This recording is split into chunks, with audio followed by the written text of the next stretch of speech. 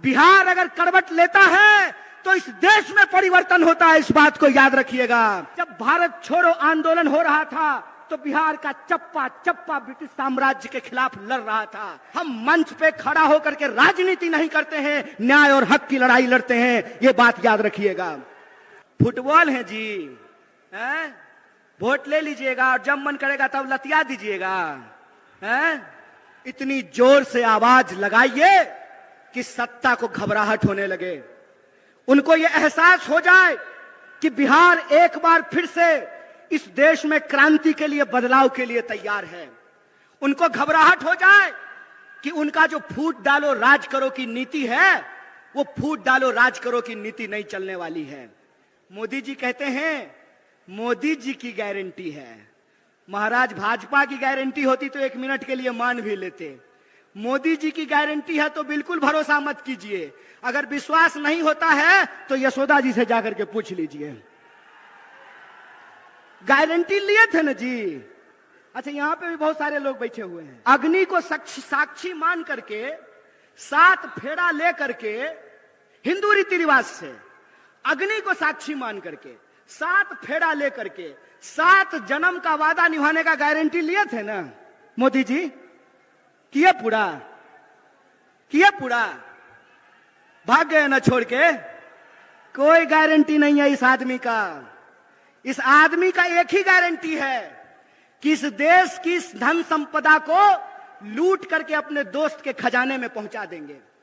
एक ही गारंटी है कि रेलवे बेच देंगे, एयरपोर्ट बेच देंगे, पोर्ट बेच देंगे, सड़क बेच देंगे, नदी बेच देंगे, खदान बेच देंगे, और इस देश के जो आम लोग हैं वो नौकरियों के लिए दर दर तड़पेंगे, दर दर भटकेंगे। और जो भी गारंटी इन्होंने कहा था, मैं आपसे पूछता हूं कि कौन सी गारंटी पूरी हुई है? बोलिए। 15 लाख आपके खाते में आया? 15 लाख खाते में आया? 2 करोड़ नौकरी मिली? महंगाई कम हुआ? काला धन आया? तो कौन सा गारंटी पूरा हुआ है जी? कौन सा गारंटी पूरा हुआ है? कहते हैं ना कि दुनिया के किसी इलाके में चले जाइए, कोई पद ले लीजिए, कोई पोस्ट ले लीजिए, लेकिन एक बिहारी अगर जन्मता बिहारी है तो मरते दम तक बिहारी रहता है, उसकी पहचान बिहारी रहती है। और हम जहां भी जाते हैं हर जगह लोग ये सवाल पूछते हैं कि अच्छा कन्हैया ये बताओ कि बिहार में क्या हो गया। और उस वक्त मैं बड़े अफसोस के साथ आप लोगों से यह दर्द साझा कर रहा हूं कि मेरे आंखों में पानी आता है और पहली बार जिंदगी में आंख शर्म से नीचे झुक जाता है, क्योंकि बिहार में, पटना में जो बैठे हुए राजनेता हैं उनको नहीं मालूम है कि अपनी राजनीतिक अवसरवादिता के चलते बिहार की भूमि का पूरी दुनिया में ये लोग अपमान कर रहे हैं। ये भूल गए हैं कि बिहार कौन सी धरती है और बिहार ने किस तरीके से दुनिया को सत्य और अहिंसा का पाठ पढ़ाया है। बिहार वो भूमि है कि जहां पर एकमात्र देश के राष्ट्र कवि पैदा हुए, और राष्ट्र कवि का नाम दिनकर है। और दिनकर कहते हैं शांति नहीं तब तक जब तक सुख भाग न नरका सम होगा, नहीं किसी को बहुत अधिक और नहीं किसी को कम होगा। ये दिनकर लिखते हैं। ये बिहार की जो ऐतिहासिक परंपरा है, ये बिहार की जो गौरवशाली परंपरा है, उस बिहार की गौरवशाली परंपरा को धूमिल करने का काम किया है भाजपा ने। बिहार की गौरवशाली परंपरा को पलटू राम बनाने का काम किया है भाजपा ने। इसीलिए मैं आप तमाम लोगों से एक अपील करना चाहता हूं, सवाल चुनाव जीतने का नहीं है, सवाल किसी को मुख्यमंत्री और प्रधानमंत्री बनाने का नहीं है। सवाल यह है कि बिहार में रहने वाले जो 14 करोड़ लोग हैं, चाहे वो किसी भी जाति के हों, चाहे वो टीका लगाने वाले हों या टोपी पहनने वाले हों, किसी भी धर्म के हों, किसी भी संप्रदाय के हों, किसी भी बोली को बोलने वाले हों, चाहे वो मगही बोलते हो, भोजपुरी बोलते हो, मैथिली बोलते हो, अंगिका बोलते हो, कोई भी भाषा बोलते हो, बिहार के जो 14 करोड़ लोग हैं उनके आत्मसम्मान का सवाल है।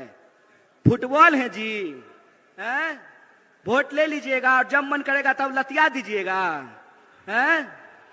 ये जो बिहार के लोग हैं, बिहार के लोगों को ये सोचना पड़ेगा। नौजवानों से खास करके ये अपील करना चाहता हूं, दोस्त एक बात याद रखिएगा, ये लड़ाई किसी पार्टी को सत्ता में लाने की नहीं है। ये लड़ाई इस बात की है कि अगर हम इस देश के नागरिक हैं तो हमारा हक इस देश के दूसरे नागरिकों के बराबर है कि नहीं है। लड़ाई इस बात का है कि अगर इस देश में गृह मंत्री का बेटा कौन है, बोलिए ना जी, आपको ईडी से थोड़ी डर लगता है। अरे आप लोग तो ईमानदार लोग हैं। आपके घर पे अगर इनकम टैक्स वाला आ जाएगा तो उल्टे उसको चाय पिला करके जाना पड़ेगा। आपको घबराने की जरूरत नहीं है। डरे वो, घबराए वो जो बेईमानी किए हो, जो ईमान से जीते हैं, उनको डरने और घबराने की जरूरत नहीं है। तो मेरा सवाल यह है कि इस देश में अगर गृह मंत्री का बेटा बीसीसीआई का सेक्रेटरी बन सकता है, इस देश में अगर एमपी लोग 5 साल के लिए बन सकते हैं, एमएलए 5 साल के लिए बन सकते हैं, नीतीश कुमार जी 5 साल में 3 बार मुख्यमंत्री बन सकते हैं, तो हमको भी नौकरी देनी पड़ेगी। बोलिए गलत बोल रहे हैं कि सही बोल रहे हैं? सही बोल रहे हैं ना? अगर यहां बैठे हुए हैं हमारे नेता आदरणीय जयराम जी, आपको पेंशन भी मिलता है राज्यसभा में, तो आपको अगर पेंशन मिलता है, आपको पेंशन मिलना चाहिए कि नहीं मिलना चाहिए? बोलिए, मत डरिए गृह मंत्री से, डरने की जरूरत नहीं है। इसीलिए मैं कहता हूं यह न्याय की बात है। न्याय की बात यह है कि अगर इस देश में प्रधानमंत्री के चंदादाताओं का 14.5 लाख करोड़, कितना? 14.5 लाख। बाबू रे सुन्ना बिठा के देख लेना कि क्या को सुन्ना बिठाना पड़ेगा 14.5 लाख में। 14.5 लाख करोड़ अगर प्रधानमंत्री के दोस्तों का कर्जा माफ किया जा सकता है, तो बिहार के भीतर भी मखाना उगाने वाले, मक्का उगाने वाले, धान उगाने वाले, गेहूं उगाने वाले और सब्जी उगाने वाले किसानों का कर्जा माफ करना पड़ेगा। बोलिए गलत बोल रहे हैं कि सही बोल रहे हैं? कॉर्पोरेट का कर्जा माफ कीजिएगा और किसान का कर्जा माफ नहीं कीजिएगा।